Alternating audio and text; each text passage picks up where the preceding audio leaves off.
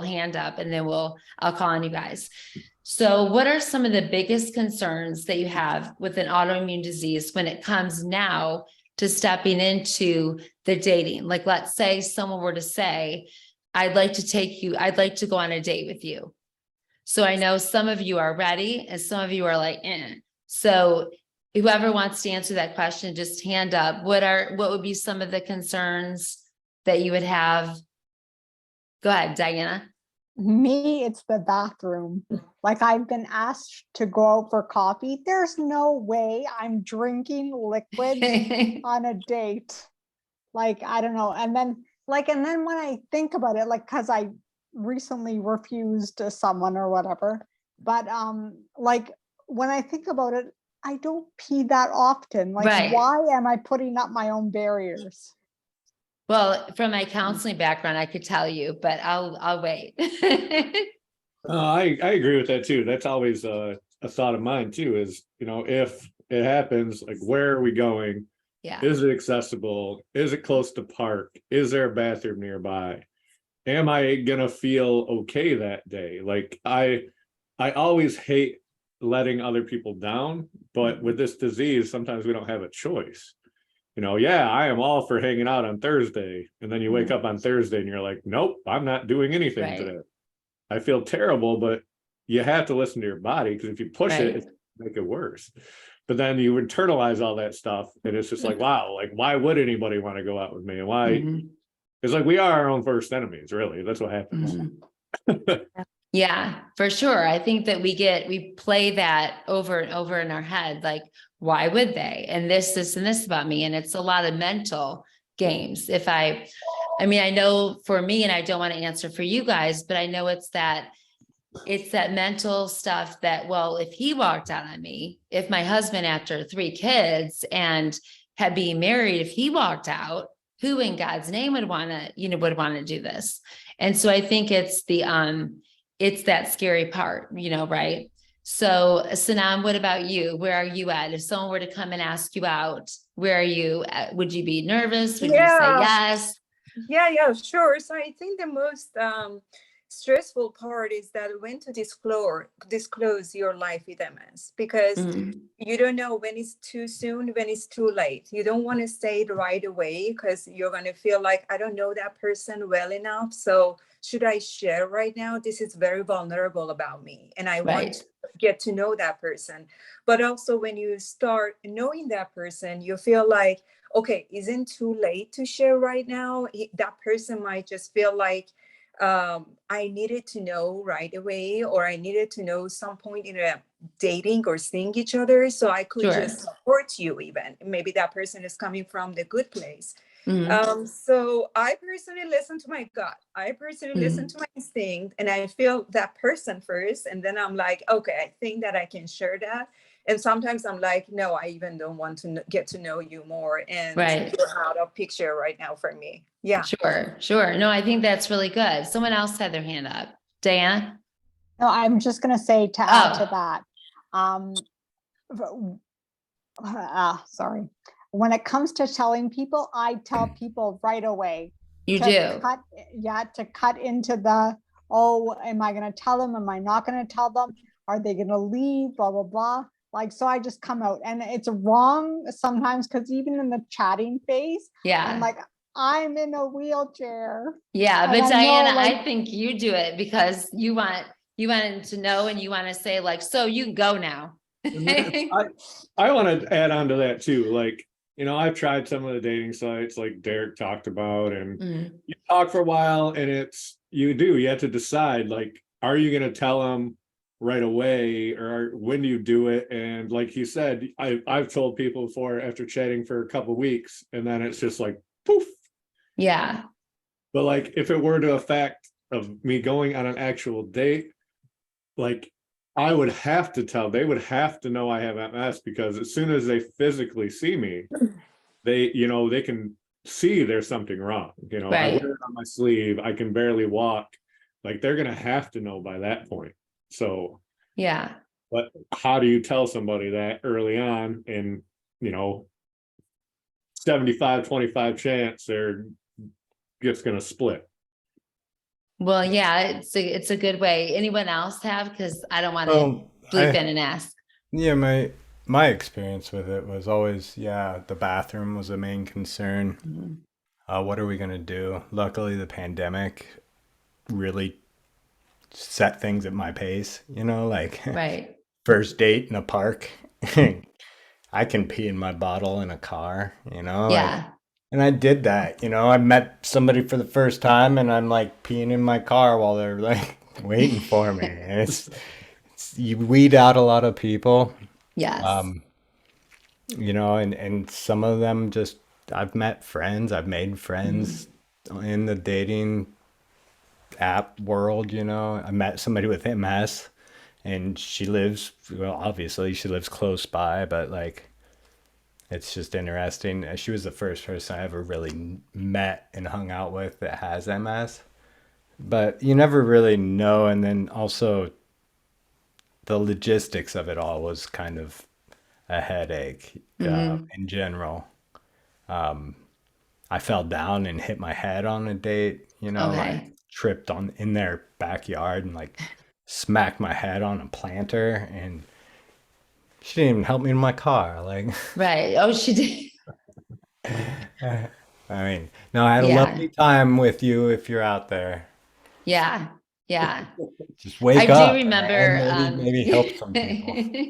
I remember being in heels because I thought I could do that and just like falling completely he had a truck and I went to get out and it went brrr, and just flying right over, just rolling. And I thought, great first impression. They are going to think they're going to want a definite second date with me.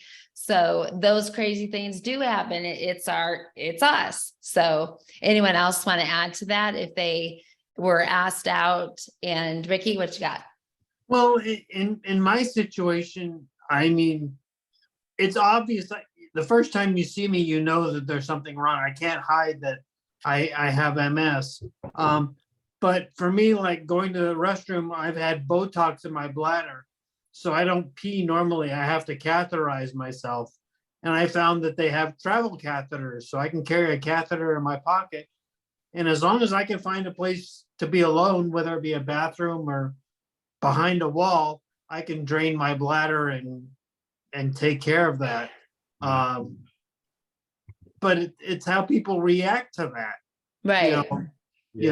Somebody says, "What do you mean you have to drain your bladder?" I said, "I don't pee normally. I've had Botox in my bladder, so when I feel the urge to pee, I have to stick a tube down it to drain my Right. bladder." And that kind of freaks people out sometimes. Yeah, Sure. I can attest to that. Like everywhere I go, I have a catheter in my pocket at all times.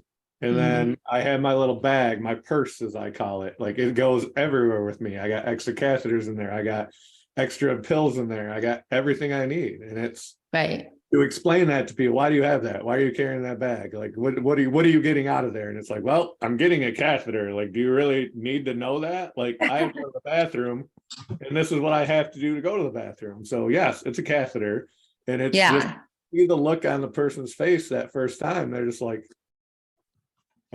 what? Like, who is this guy? Well, it's either that or I'm gonna sit here and talk to you and pee myself. So Yes. And we all pee. So you can choose what you want. You can be weirded out by my catheter, or you can right. be weirded out by me peeing myself sitting at the table with you. So That's how Well, I always feel about it when it comes to bladder control issues. Is like I've got no control over what's happening, and it could be a Right. lot. I could make it a lot more awkward for everybody. yeah. I mean, but I'm not. I'm trying to contain it. So Yeah. Well, to your point too. I mean, I remember when I went through my divorce and finally my kids were like, Mom, you've got to go, you got to do something because you're kind of driving us nuts. And so that's when I said I joined a run club because I didn't know what to do. And I was invited. And so I didn't want to tell anyone. And so I just did my own kind of run, kind of a gallopy. I don't know what it must have looked like, but back then too, it was easy to hide. You couldn't tell anything was wrong. Except all of a sudden out of the blue, I'd be standing there talking to someone. I had these cute little blue shorts on and it was like, and that happened. So it's like, then they would look at me like, I don't know really what's wrong with her, but she pees a lot, like in her pants. And so it's those weird things when they don't know what we have, and we don't tell anyone. I didn't tell anybody for a long time. And so I think it leaves people confused, but it is that nervousness, like when is the right time for friends, for that person that you might want to, that you're attracted to. But anyone else want to talk about that? Like anything, like the question was obviously the big concern about going on a date. And are you ready if someone were to come and say, I would like to go on a date with you. And yes, I know your stuff. Yes, I know you're in a chair. I see that. No, I didn't know you had catheters in your pocket, but I'm not completely freaked out. Would you guys, so whoever hasn't answered yet, what would you guys say? Or you don't have to answer this, just if you would like to.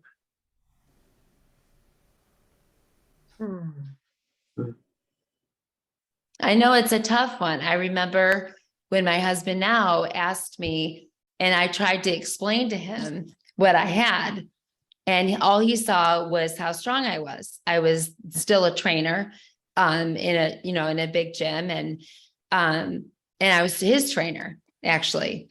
And so he then wanted to take me skiing, and I was like, I don't know that I could, but sure, I'll try. And I knew that once we tried that and I was on the ski lift and I didn't want to get off, I just was like, I'll just circle. I'll just keep circling. And then, there are all of his friends, and they're like, we do a shot. And then what pizza French fry. And I'm like, I know the food, but I don't know what you're saying. And so my idea was just to get my ass down as fast as I could down that damn hill, because I was terrified. I was like, I don't know what I'm doing. So I could tell at that moment, he had no idea what I had.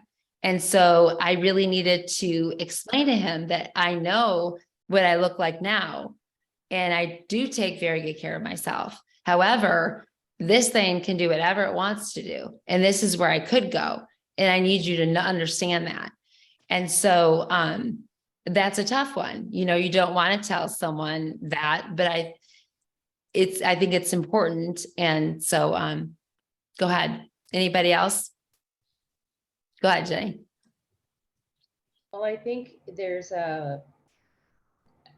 for me, I find a lot of people really underestimate the severity of multiple sclerosis, and they see it as a, yeah, my aunt has it and she's fine kind of attitude. And so to talk about it with somebody, it really bothers me when they don't listen and understand how severe it is. And maybe not for everybody, but it does kill early, and it does kill from certain cancers because you don't have the immunity.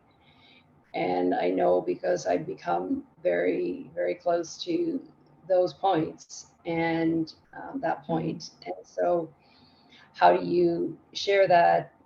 Like, someone's got to really understand Right. the impact of that, but yet at the same time, like, well, look, there's all these other things that are okay, and just get on with like talking about other things other than the issues that perhaps I contend with. And I just want to make a little note to Adam and Diana, just a little caution on the word of saying what's wrong with you, because there's nothing wrong with you. And that's a word that really like rubs me the wrong way when somebody walks up to me and says, what's wrong with you? Like out of the blue at the grocery store or something. And it's happened so many times, and it's just so innately ableist in society. And please try to remove that from your own verbiage in your heads, because there is nothing wrong with you. Right. And we battle our own internal ableism, I know, because we once were something and now we have something else to contend with. But anyways, I just wanted to please throw that in. I know I'm like, also I have my own struggles with that. But I think that was a great point, Jenny. It's really good to like even start saying it in the mirror when someone asks well, there's nothing wrong with me. Actually, I'm a warrior. Yeah, It's, like I I, get, sorry, don't Diana, you guys I don't have get to asked, defend, but like it's when somebody comes up to me and says that, I've started to come back with some comments to them, and all the stupid comments they make to me at the grocery store, you know, because I Yeah. can't hold the basket in my lap, and why don't you get a caboose? And I'm like, yeah, that's something only an able-bodied person would like make some stupid joke over. And right, like it's just so humiliating, like Right. or something like that, and it's so demeaning, and they, Mhm. you know, stop in their tracks. And so yeah, I throw it right back, and I don't like that. Yeah. And that's what I mean by, you know, advocacy fatigue. Sometimes I'm not quick enough to snap out those answers back to when those jerks like say those things. So there's a balance, I guess, of saying like, here's the severity of like what I'm dealing with in myself and my disease and what I've been through, like you're not understanding like what I've been through. And actually MS is the worst thing that has happened to me in my life. And there's probably nothing else that you like you could throw on like more stuff wrong, Mhm. you know, like health wise, and that would make my life worse. But MS is Mhm. definitely the worst. Yeah. And so yeah, but at the same time, you know, I don't really want to like spend my time talking about those kinds of things with my friends or with someone. Sure. I just want to get on with like Well, other, yeah. you Because know, then you like feel like all the focus all of a sudden, like I know we could be at a holiday thing, and then if someone asked me, if I was in the hospital or something like that, then all eyes are on me, and I'm like, that's not really what I wanted. I just kind of wanted to, you know, move on. I don't want everybody's eyes and ears listening to, you know, what the next thing's going on with me. So I feel that for you. I know that's a really frustrating thing for us. You know, to always, it's like either they don't notice and don't say anything because they don't want to, or it's like you are the focus at the table. So, Sam, did you have anything to say with that? So you're ready to go on a date. You're ready for it. So if they come and ask, if they're good, you're ready to go. Anything that physically or that would hold you back, let's say they were like terrible eaters and they just ate greasy food and drank all day, every day. And how would you handle that? Would you say, this is not going to work for me? Yeah, exactly. That person gonna leave. I mean, from my life, it's not. I'm not gonna.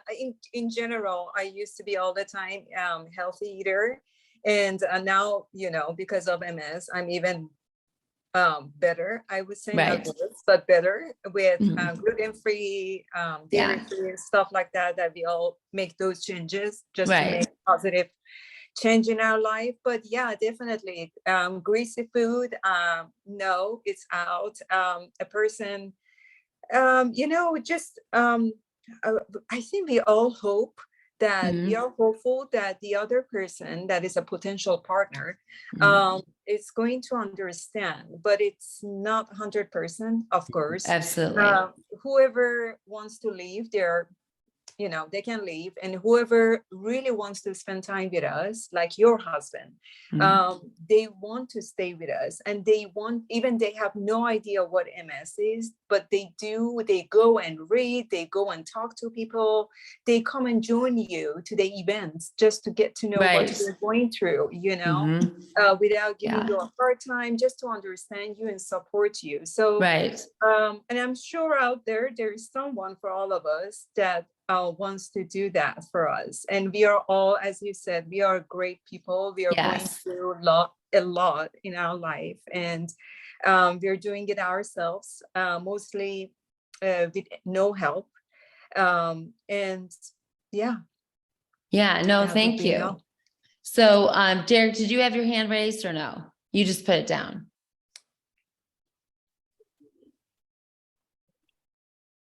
Derek, you're you're muted. You're muted. Thanks. Yes. Sorry Oh, about there. It's okay. that. In my experience, the handful of dates that I did go on, Mhm. I always disclosed that I had MS beforehand. And a lot of that, and that was my, just I discovered over time, it's like, why waste time chatting with Mhm. people if they're not going to even want to hear about or understand what MS is? And then on Right. that first date, it's a test of they really get to see how disabled I am.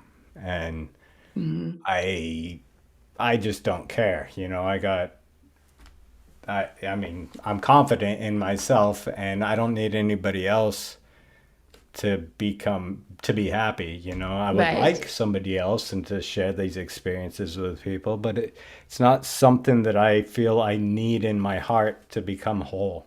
You know? Right. And it took me a lot of self work to get Yeah. that way. And a lot of it is just being here in the moment and Mhm. not worrying about what's in the future. That doesn't mean not be prepared, but I mean, just be honest, open with what you need. And a lot of times the people that I found that would go on dates with me were more than accommodating.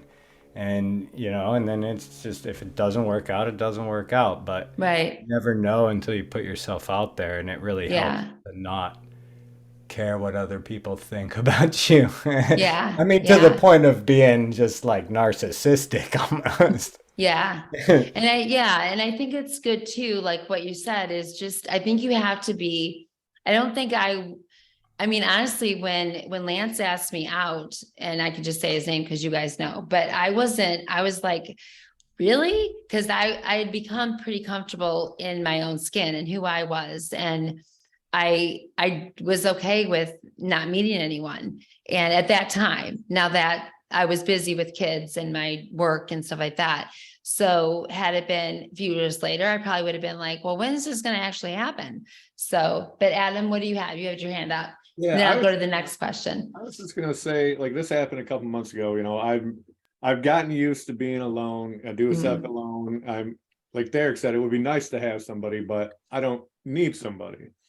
But I met somebody just completely randomly, wasn't even looking, and it was someone that, you know, they really wanted to understand it. They looked into it, Mhm. they researched it, they were there for me. They tried to learn more about what I go through every day and all this. And it was good for a little bit, and then they were just gone. They just are gone. So it's like it gives you Yeah. that hope. Like you get hope. And you're like, wow, there are people that actually give a shit. Right. It just kind of just fade out again. And it's like, well, back to the drawing board again, you know? Yeah. Yeah, it Yeah. was And a that lot of gets, starting from scratch all over again, man. It was a lot of pokers in the fire, you know, and then like nothing comes about, and it was just try, try, try. I yeah. hated it. Honestly, I hated online dating, and I'm so grateful to be out of it. And that's So why go ahead. that one was so good, because it wasn't even that. It was just I just randomly met her at some spot and we just started talking, and it was, That's cool. you know, Right. And then it just, so my question to you is, I know Derek, you have been on online dating. So how have you guys ever, who has been, give me a hand raise, who has been on online dating? Just you, really? None of you guys said, okay. So did you guys know even that there was online dating for handicap, for disabled people? Okay, so like I said earlier, before we started, I went on, of course I lost it now. I went on and and I tried to see if I could sign up, mostly because I thought my husband would think it was funny too, that I would be on. So when you go on, if you guys want to look on your phones, there are some dating apps, and one was just struck me as funny. So I'm going to try to find this one, but there are dating apps. Let me get on it. I'm going to talk what. There's one called Disabled Singles. See? Okay, now read it what it says.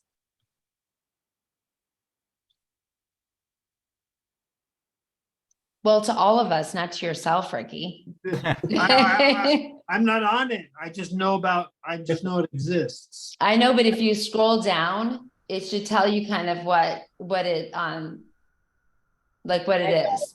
I brought it up here on my phone. I can Okay. read it. It Yeah. says Go ahead. Sorry. we're excited to introduce our new and advanced app to make your dating experience smoother than ever. It now completely covers all features found on our website and adds even more. For instance, premium users can contact each other using audio or video chats. If you are a disabled single man or woman, you may not have high hopes of finding a soulmate, but that is about to change! Exclamation mark. If you join our Woo. Everybody's signing up. You join our disabled matchmaking app, you will be able to meet thousands of singles that are in your area and are disabled or do not have a problem with dating disabled men and women. Once you complete the free registration process, you can browse through a large number of online profiles. Now, which one was that, Jenny? That one was the one that you had said. Okay. It was this disabled singles dating. Okay. So then Singles app. Yeah. there's dateability. See, I got a whole bunch for you guys. There's disability matching. So that one seemed kind of fun.